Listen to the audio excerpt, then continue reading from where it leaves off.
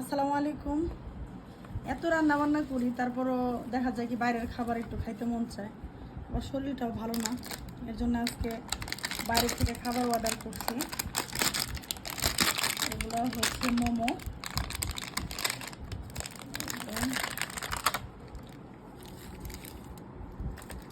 আমি এই খাবারগুলো আমার বাসার কাছাকাছি থেকে আনছি, কারণ দূরের থেকে এত ওয়েট করতে পারবো না, প্রচণ্ড খিদা লাগছে।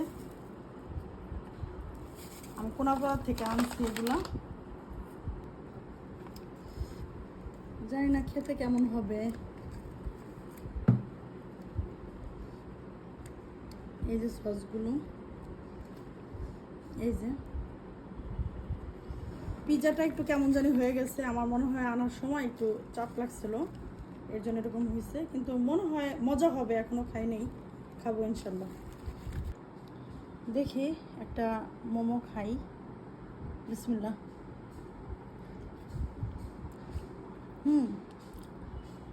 আলহামদুলিল্লাহ।